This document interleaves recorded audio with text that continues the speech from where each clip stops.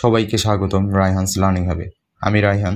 আজকের আলোচনার বিষয় চ্যাপ্টার গুণগত রসায়নের গুরুত্বপূর্ণ টপিক বোর পরমাণু তত্ত্বের প্রয়োগ এবং বোর মডেল থেকে হাইড্রোজেনের পারমাণবিক বর্ণালী ব্যাখ্যা। আমরা ধাপে ধাপে ধারণা নেব, সূত্র দেখব এবং উদাহরণ দিয়ে বিষয়টি পরিষ্কার করব। বোরের মতে পরমাণুর ইলেকট্রনগুলো নিউক্লিয়াসকে কেন্দ্র করে নির্দিষ্ট স্থির কক্ষপথে ঘোরে। প্রতিটি কক্ষপথের শক্তি স্থির থাকে এবং ইলেকট্রন ওই কক্ষপথে থাকাকালে কোনো শক্তি শোষণ বা বিকিরণ করে না। কেবল কক্ষপথে পরিবর্তনের সময় শক্তি বিনিময় হয় এবং সেই শক্তি নির্দিষ্ট কোয়ান্টাম আকারে ঘটে। ইলেকট্রনের কক্ষপথগুলোকে আমরা কে এল এম এন শেল নাম দিই। n=1 হলে কে শেল, n=2 হলে এল শেল।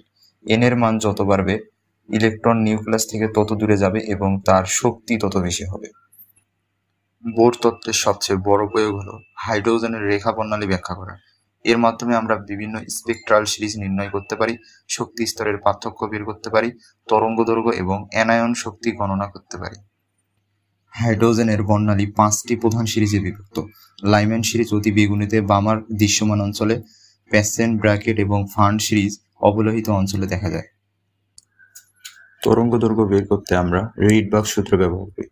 এখানে রিডবার্গ সূত্রটি হচ্ছে 1/λ = RH গুণন 1/n1² - 1/n2²।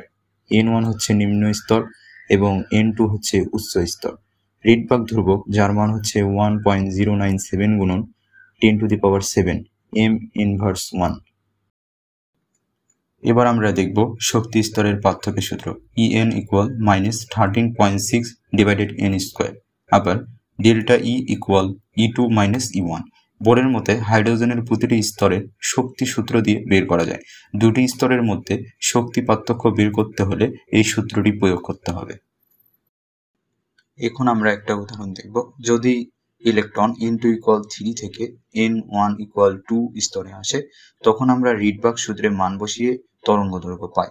সুতরাং তরঙ্গদৈর্ঘ্য এখানে 656 ন্যানোমিটার হবে, যা লাল রঙের বামার এইচে রেখা। বোর মডেল হাইড্রোজেনের রেখা বর্ণালী এবং শক্তি স্তর ব্যাখ্যা করতে অসাধারণ, তবে এটি বহু ইলেকট্রন বিশিষ্ট পরমাণুর ক্ষেত্রে কাজ করে না এবং স্পেকট্রামের সূত্র গঠন ব্যাখ্যা করতে পারে না। সারসংক্ষেপে, বোরের মডেল হাইড্রোজেনের বর্ণালী ব্যাখ্যা করেছে এবং আধুনিক কোয়ান্টাম মেকানিক্সের ভিত্তি স্থাপন করেছে। আজ এই পর্যন্তই। ধন্যবাদ সবাইকে। পরবর্তী ভিডিওতে থাকছে পর্ব 2, কোয়ান্টাম সংখ্যাসমূহ, বিভিন্ন উপশক্তি স্তর ও ইলেকট্রন ধারণ ক্ষমতা।